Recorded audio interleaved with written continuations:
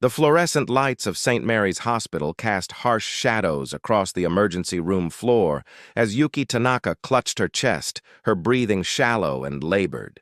At 73 years old, she had built an empire that stretched across 3 continents, her name synonymous with innovation in sustainable technology.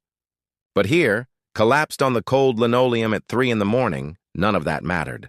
She was just another patient in distress, and the words tumbling from her lips in panicked Japanese might as well have been whispers into a void. The night shift nurse, Karen, tried her best, speaking slowly and loudly in English, as if volume could bridge the chasm between their languages. "Ma'am, can you understand me? We need to know what's wrong. Do you have pain?" But Yuki's eyes, wide with fear and confusion, only reflected her growing panic. She pressed her hand harder against her chest, trying to communicate through gesture what words could not convey.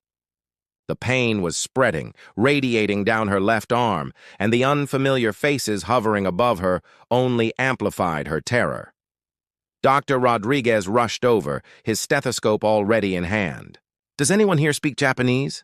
We need a translator now." His voice carried the urgency of a man who knew that every second counted. The small crowd of medical staff exchanged helpless glances. They had translation services, yes, but at this hour, it would take precious minutes to connect via phone. Minutes this woman might not have. Yuki had arrived in Boston only 6 hours earlier for what was supposed to be a brief business trip. Her granddaughter had begged her not to travel alone at her age, but Yuki had waved off the concern with the same determination that had carried her through decades of boardroom battles. "I've crossed oceans alone before," she had said with a smile.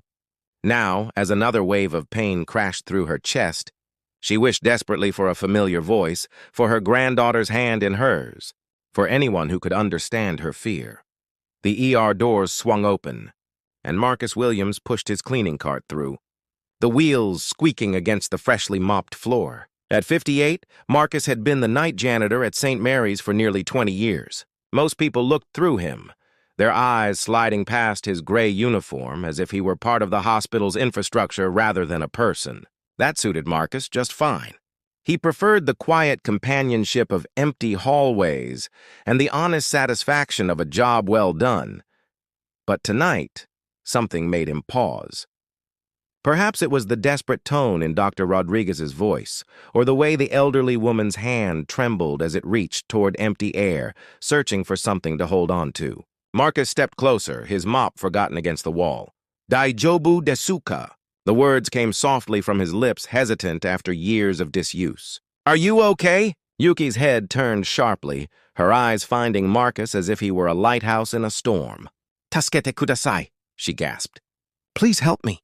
The tears that had been building behind her fear finally spilled over. "Mune ga itai, iki ga dekinai." "My chest hurts. I can't breathe." The entire ER seemed to freeze for a moment. Karen stared at Marcus, her mouth slightly open. Dr. Rodriguez grabbed Marcus's shoulder. "You speak Japanese?" Marcus nodded, already kneeling beside Yuki's gurney, his cleaning duties forgotten. He took her trembling hand in his. "Watashi wa koko ni imasu," he said gently. "I'm here. Isha ga tasukete kuremasu. The doctors will help you." To the medical team, he translated, "She has severe chest pain and difficulty breathing." It started about an hour ago, getting progressively worse.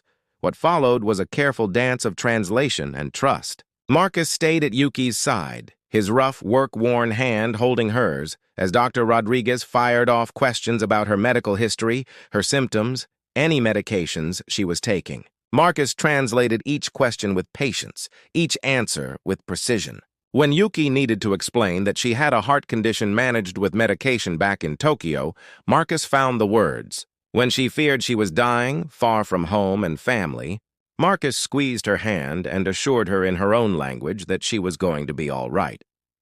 As the medical team worked with new understanding and efficiency, Karen couldn't help but ask during a brief lull, "Where did you learn to speak Japanese?" Marcus's eyes never left Yuki's face as he answered, still holding her hand. "Osaka.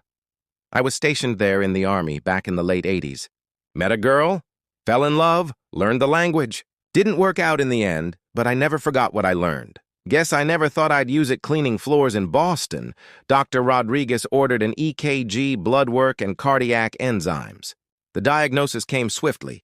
Yuki was experiencing unstable angina, a warning that a heart attack might be imminent.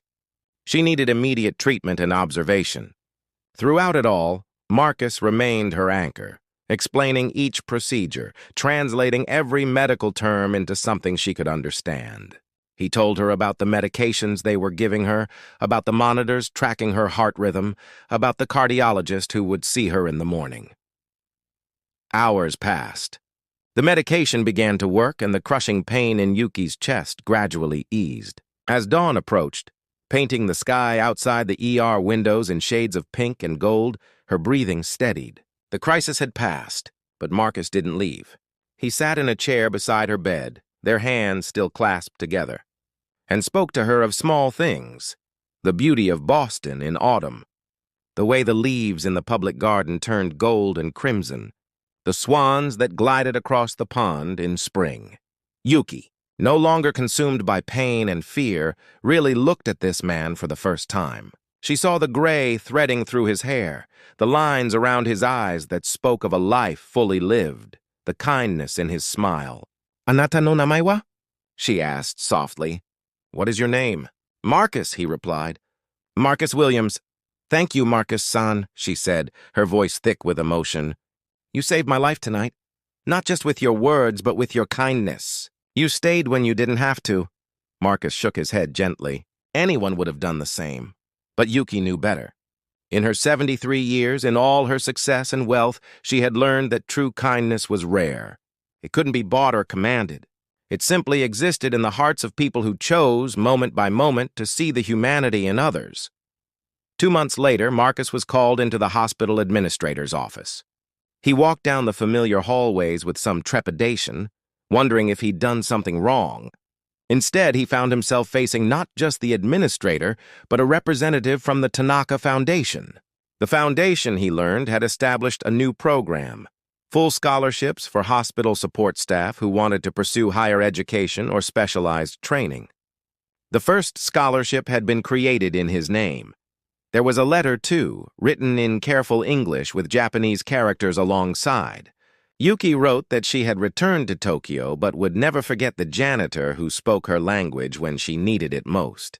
She wrote that Marcus had reminded her why she'd started her business in the first place. Not for profit or prestige, but to make the world a little better, one connection at a time. She wrote that dignity and compassion were languages everyone should speak, and Marcus had spoken both fluently in her darkest hour. Marcus read the letter 3 times, tears blurring the words. He thought about that night, about a chance encounter that had reminded him that no moment is insignificant, no skill wasted, no act of kindness too small to matter.